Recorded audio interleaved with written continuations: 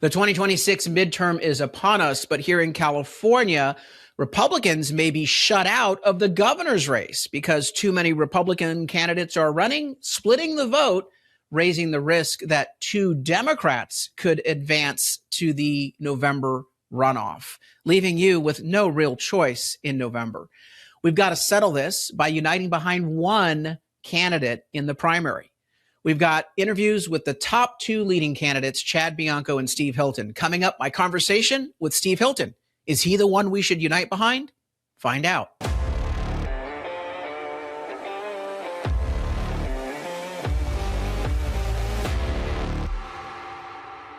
I'm Carl DeMaio, chairman of Reform California and a California state legislator. And as you know, in every election, we issue the Reform California Plain English Voter Guide. We do this for two reasons. Number one, we want to give you a plain English description of the ballot measures because the politicians lie to you.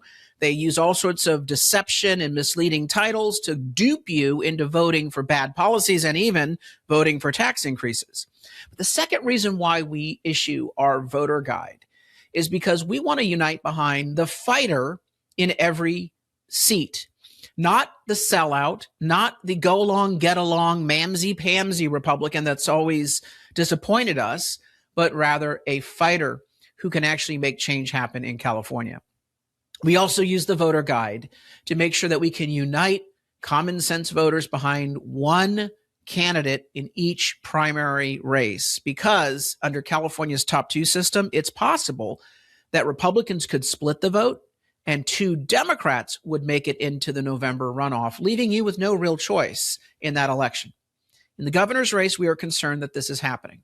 And that's why I want to invite you to give me your feedback. Who do you think Reform California should endorse in the governor's race in 2026? There's too many Republicans running right now. Several spoiler candidates that are running, but two legitimate candidates are running: Chad Bianco, sheriff of Riverside, and Steve Hilton, businessman and former Fox News commentator. I like both of these candidates, but we got to get behind one of them in this primary election so that we can definitely make sure a Republican makes it into the runoff. I'm going to have a conversation with both candidates. Up first, we've got our conversation with Steve Hilton. Steve, thank you very much for joining me. And you and I have been friends for a long time, and I appreciate your leadership on so many issues, shining a light on corruption and failures here in California. I loved your show on Fox. And then when you decided to step down from that show and come to California to really get behind the fight to take back this state from the insanity of the far left, I was so happy. And you've had a real good impact already. Why did you decide to run for governor? Let's start there. Why run for governor in California? Well, first of all, Carl, I just want to say how much I strongly agree with everything you said. We have to take this opportunity. This is our best shot for at least 20 years to kick out this totally corrupt and useless regime in California that's given us the worst results on everything. We all know what they are. I don't need to rehearse all that now. So it's a really, really important moment. And it's not just the governor's race, it's all the other races. It's voter ID is going to help us get the turnout that we need. We got to win that big one, which you've been at the forefront of. But it's all the assembly races. It's the state Senate.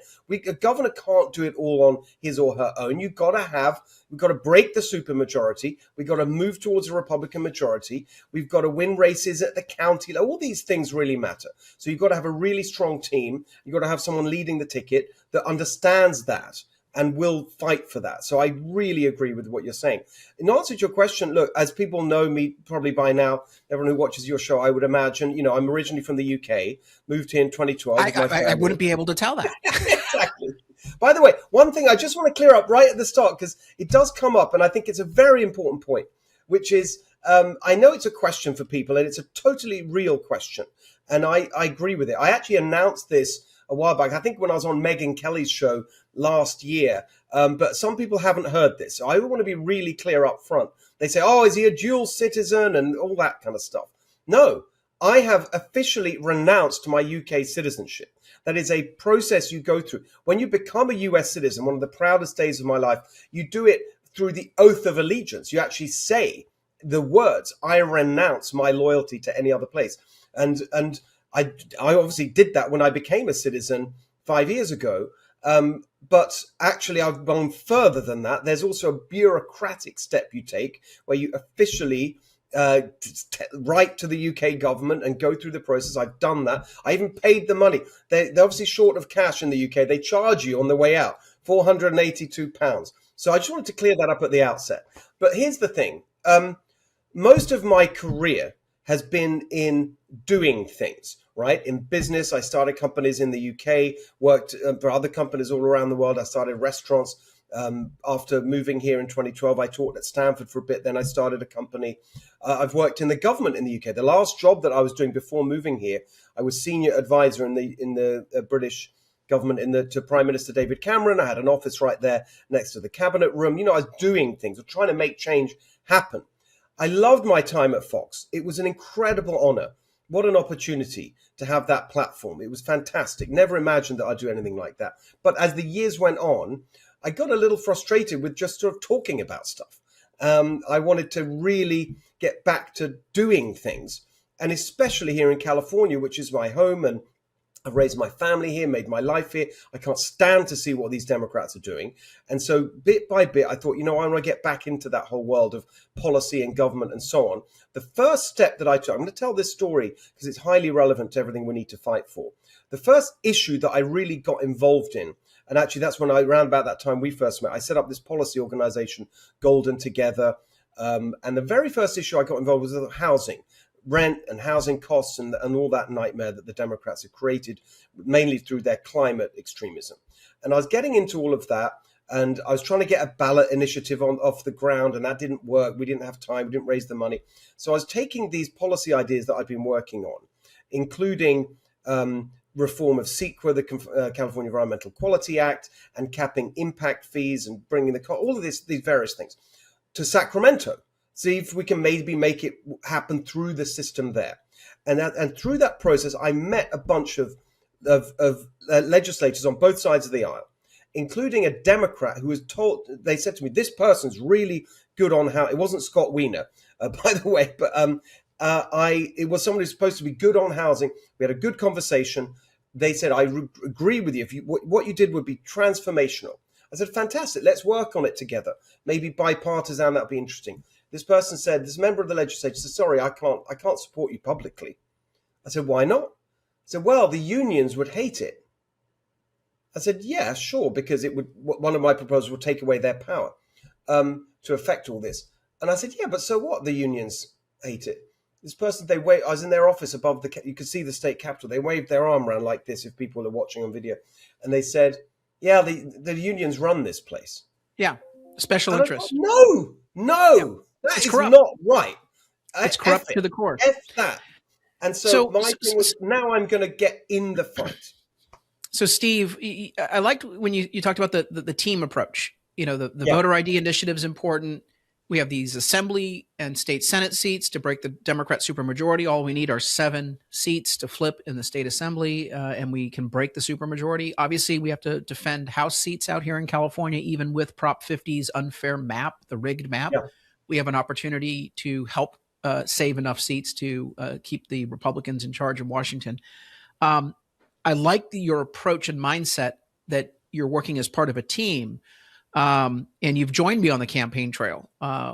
We've invited Chad Bianco to be on the campaign trail with us. And he and I talk, but he's yet to come to one of our events and be part of one of our rallies. You've been to many of our events and rallies out there to fire up the grassroots. Tell me a little bit about how you would use your campaign for governor to help the team out. Yeah, well, it's actually helping, first of all, to put a team together. Right, we need strong fight. That word "fight" is the crucial one. Like real fighters. And one of the brilliant things about seeing you've only been there a year or so in the legislature. You've exposed actually not just the Democrats. You've really done that, and the corruption. I mean, this fraud story that the whole nation is talking about. You were on about a year ago.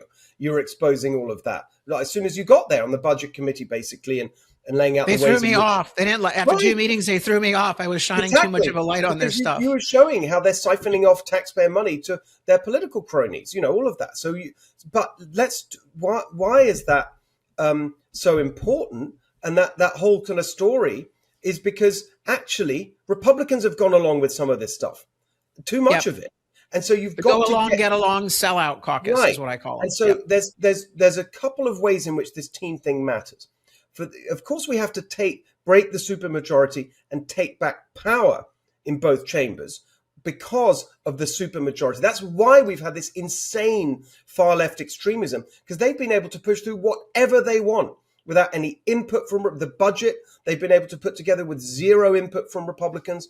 They just ignore Republicans and they can pass all these bills. And when you have a pathetic governor like Newsom just goes along with everything, signs everything. I mean, Jerry Brown, in retrospect, he did try and restrain them a little bit, but Newsom, not at all. And none of these other Democrats that are running would restrain them at all. So first of all, in that sense, vertically in terms of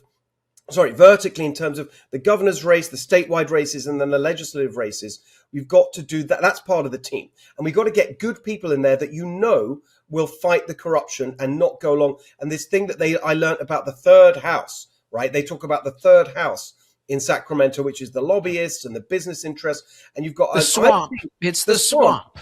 And I've seen this culture up front. And it is truly one of the reasons I decided to run, where you've got people there who actually truly don't care. They don't care about making the change happen. They just like being there. Mrs. Thatcher said this about politicians, like some of them are in there to do something and others are in there just to be someone. And there's a lot of that in these Republicans. So first of all, for the legislative seats, we need to find candidates who we know are going to be fighters. One of the things that was exciting about being on the road last year, actually, no, sorry, 2 years ago now, 24. Sorry, I'm not catching up with my years yet.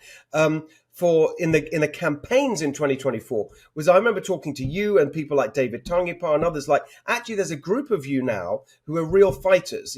I mean, you're the leader of that energy, but there's a bunch of them and we need many more, right? So that's about the type of candidates, but it's also horizontal, right? There are other statewide offices because actually, if I'm there as governor, and I've got a really strong attorney general. That's a very important position. A really good state controller. I mean, talk about this fraud and corruption. I mean, the state controller has the power to audit every organization receiving a cent of state money and to turn the money off, to stop it. You introduced me, Carl, to Herb Morgan, who's a great very, very qualified candidate for that position.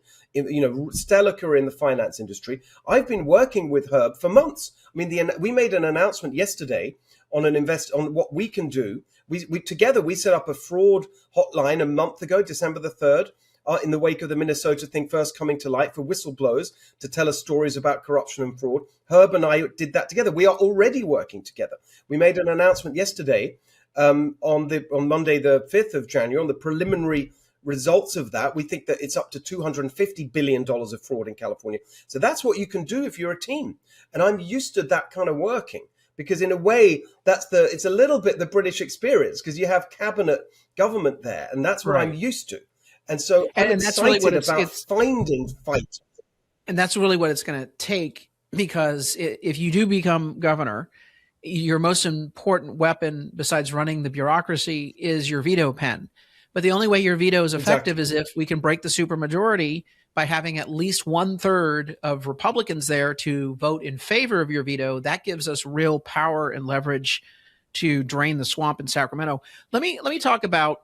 Actually, can I say one other thing? Very important legal on the list. We're going to get, I've got incredibly aggressive plans to dismantle this bloated nanny state bureaucratic government, the welfare industrial complex, the ridiculous, regulation after regulation that's making it impossible and so expensive to do anything here. We're going to get sued to death by all the interests that are there and benefit from that. The environmental groups and the non-profits and the unions and all these, they're going to use whatever they can to protect their power through lawsuits. And so the attorney general position, very important.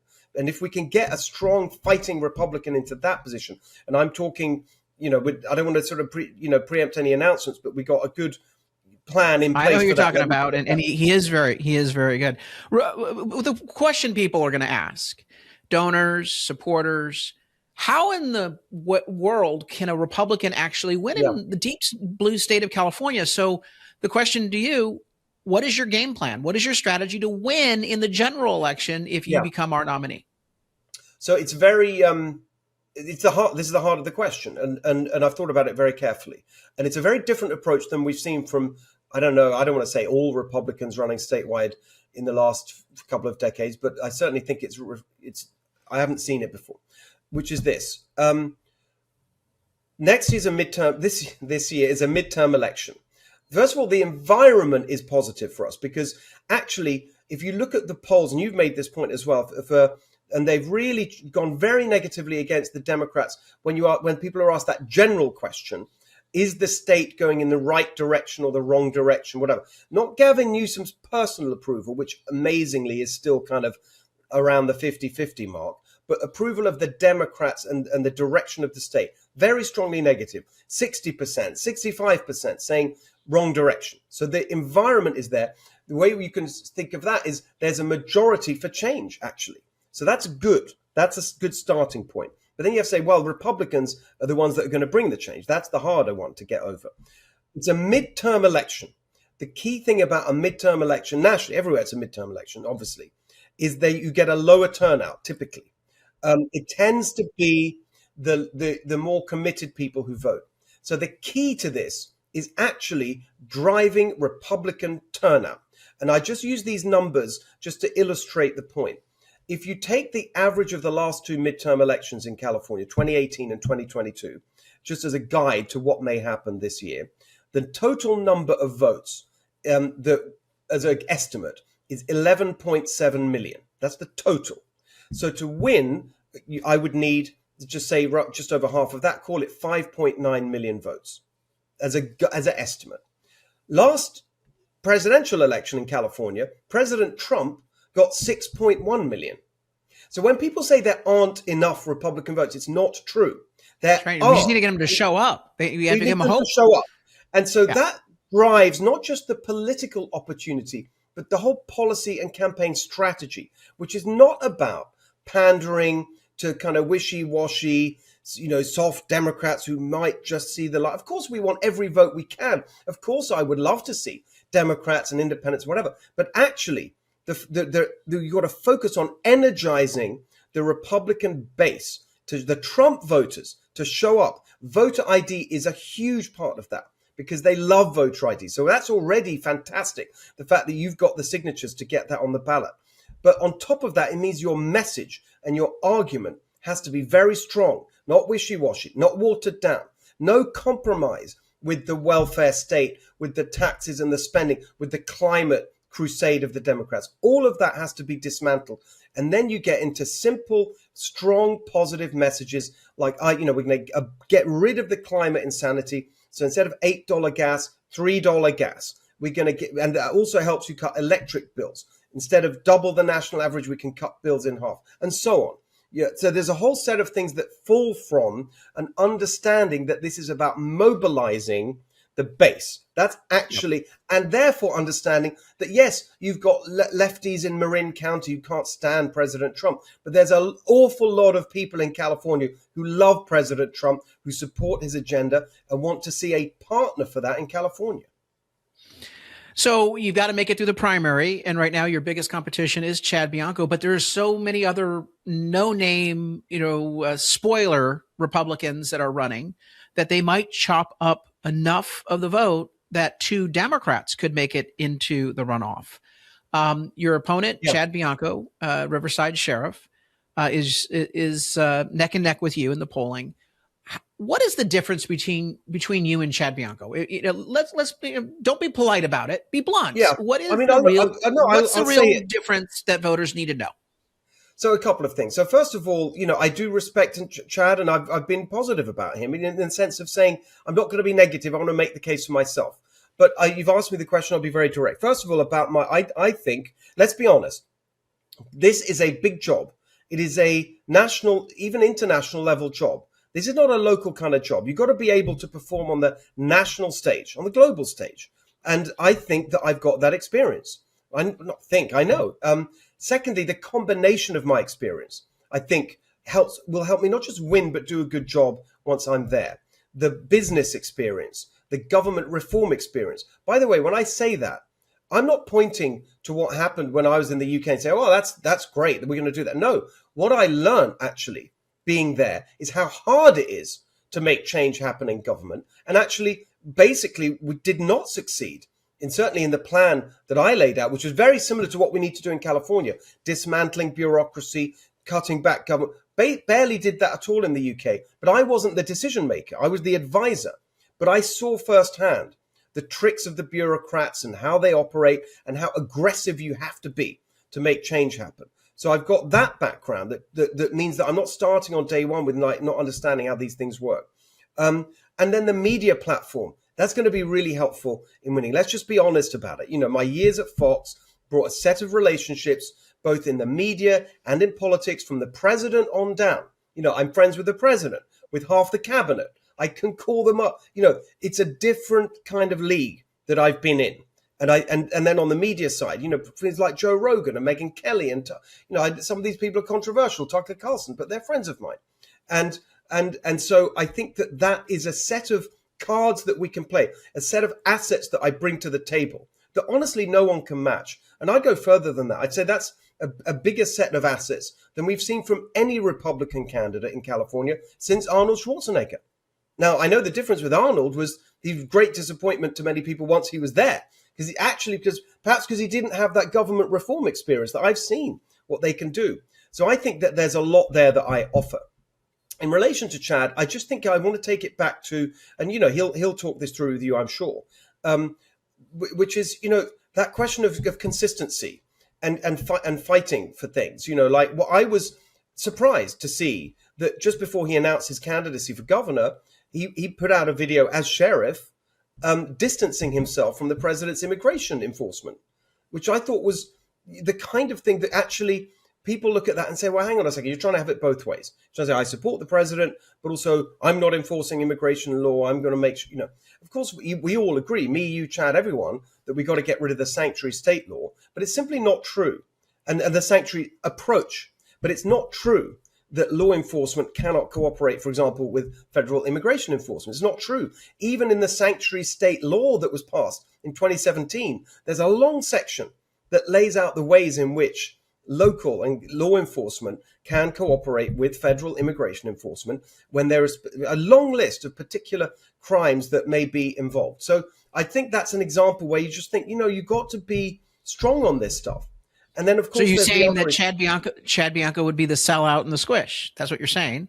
Well, that's the question that I think he needs to address. Just, I know that the questions that get put to me, they say, well, hang on a second, you're a Brit, whatever. Well, I've addressed that. It's a totally reasonable question.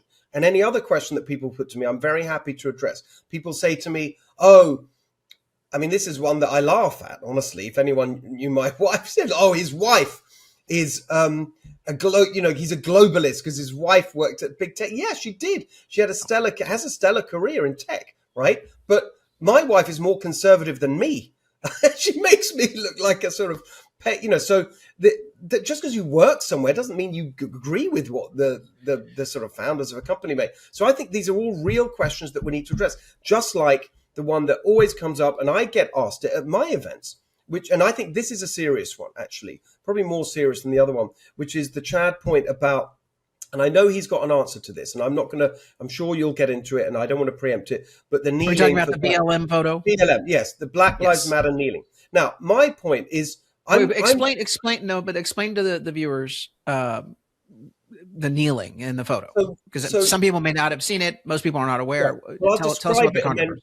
So the controversy is that during the George Floyd protests in 2020, and you saw this kind of unbelievable, capitulation to the mob all over the place. And one of the things that they were doing, these BLM protesters, and you saw it all over the country, was kind of aggressively forcing people to performatively agree with them. And you saw it, people literally walking past, diners at sort of cafes or restaurants out in the street, and they would say, raise your fist and do these things and say BLM and say her name and all that stuff that they were doing, these activists. The mob demanded conformity. Yes. Exactly. And one of the things was take a knee.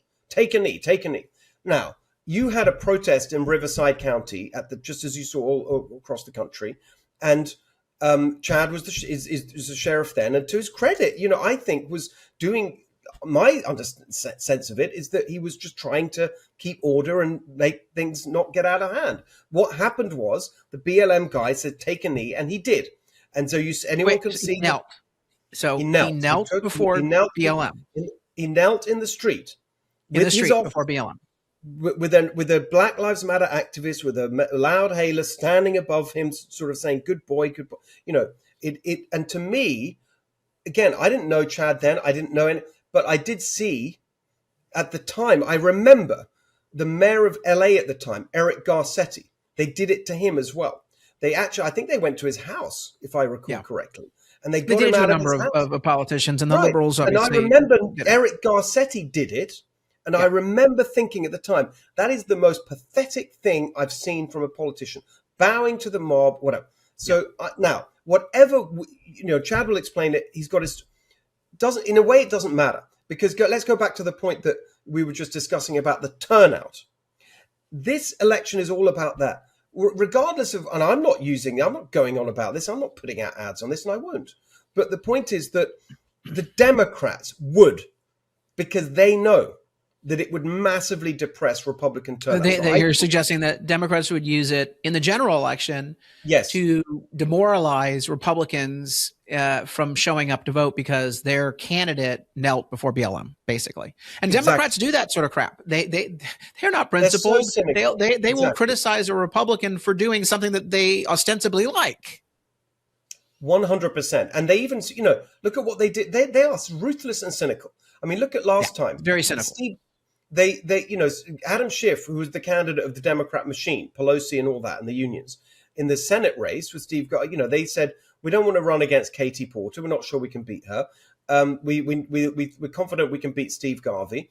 And so Steve Garvey, I believe that he had more money spent promoting his campaign than any Republican for about 20 years. He ran an awful campaign, an absolutely awful campaign. Yeah.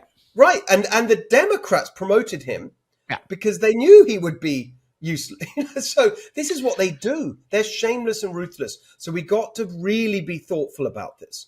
We're coming up on our time limit, but the number one question I think will be on the minds of at least Reform California volunteers and supporters and Republican voters in general is they've been betrayed so many times by Republican candidates who talk a good talk during a campaign. They say, I'll be your fighter, or, we're going to take down the system.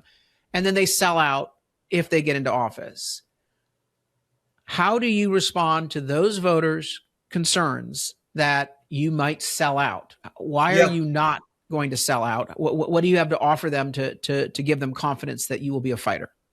Yeah, exactly. And really important. Look, decades of consistency on all this. I've been fighting this stuff for decades, one way or another. I mean, you go back to all the books I've written, they tell one of the things that drives me the most is hatred of bureaucracy and elitism and all this stuff that we see in such a disgusting manner in Sacramento, one way or another. I've always been back in the UK. That was what I was trying to do in the UK government. I mean, without success, because, I remember trying to do a civil service reform program. My conclusion in the end, we had to fire 90% of the bureaucracy. I wrote a memo about it. It was leaked to the press because it was seen as so extreme. Of course, it wasn't implemented because the prime minister didn't want to do it because they just didn't want to fight that way.